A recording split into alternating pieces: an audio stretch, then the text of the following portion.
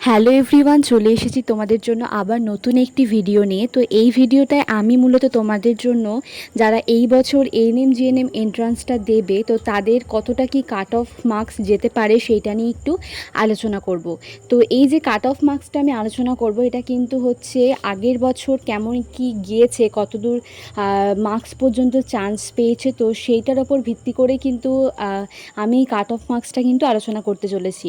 তো প্রথমেই বলে দিই, আনরিজার্ভ ক্যাটাগরি মানে জেনারেল ক্যাটাগরির জন্য কিন্তু এই বছর কাট অফ মার্কস যেতে পারে কিন্তু ৮০ থেকে ৮৫ পর্যন্ত। ঠিক আছে, তো তোমরা যারা জেনারেল রয়েছে তারা চেষ্টা করবে ৮০ থেকে ৮৫ বা ৮৫-র বেশি বা তার থেকে বেশি তুললে তো অবশ্যই ভালো, কিন্তু মিনিমাম একটা কাট অফ মার্কস কিন্তু ধরা যেতে পারে যে ৮০ থেকে ৮৫-র মধ্যে তুললে কিন্তু তোমাদের কিন্তু এবার একটা গভর্নমেন্ট কলেজ কিন্তু পাওয়ার চান্স থাকতে পারে।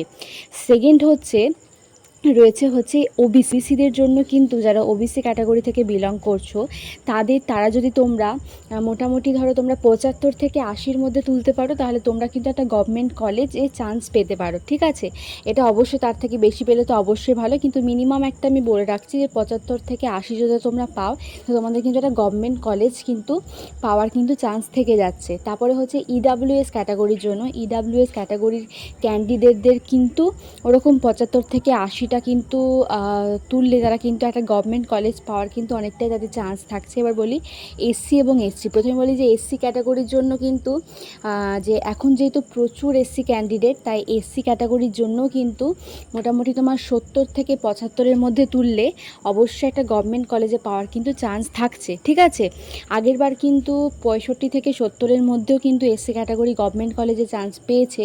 তো তার ভিত্তিতে মাথায় রেখে এবার কিন্তু একটু বাড়ানো যেতে পারে, যেহেতু এবার ক্যান্ডিডেটের সংখ্যা কিন্তু আগের থেকে প্রচুর প্রচুর বেশি।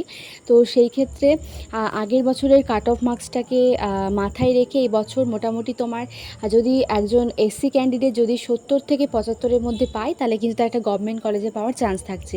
নেক্সট হচ্ছে এসটি ক্যাটাগরির ক্ষেত্রেও তাই, মোটামুটি তোমার ৬০ থেকে ৭০-এর মধ্যে তোমরা যদি পাও এসটি ক্যাটাগরির ক্যান্ডিডেট ৬০ থেকে ৭০-এর মধ্যে, তো তোমরা কিন্তু এই বছর একটা গভর্নমেন্ট কলেজ কিন্তু পেতে পারো। তাহলে তোমরা বুঝতে পারলে। আরও একবার বলে দিই, এই কাট অফ মার্কসটা কিন্তু আমি আলোচনা করলাম পুরোপুরি আগের বছর কিভাবে কতটা কি মার্কসে গভর্নমেন্ট কলেজ পেয়েছে তার উপর ভিত্তি করে যে কাট অফ মার্কসটা নিয়ে আলোচনা করেছি সেইটা কিন্তু সম্পূর্ণ গভর্নমেন্ট কলেজের উপরে ভিত্তি করে, মানে কত নাম্বার পেলে তুমি একটা গভর্নমেন্ট কলেজে চান্স পেতে পারো সেইটার উপরে ভিত্তি করে।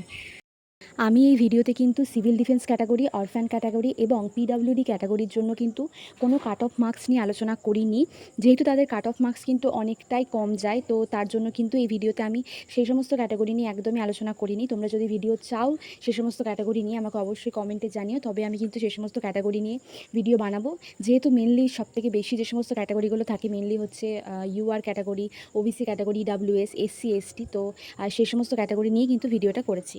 যদি ভিডিওটা ভালো লেগে থাকে তাহলে অবশ্যই লাইক করো এবং কমেন্টে জানিও কেমন লাগলো, এবং তোমার বন্ধুরা যারা এই বছর এন্ট্রান্স দিচ্ছে তাদের মধ্যে প্রচুর প্রচুর শেয়ার করো, তারা যাতে ভিডিওটা দেখে আরও তাদের পড়ার মোটিভেশনটা আরও বাড়িয়ে তুলতে পারে।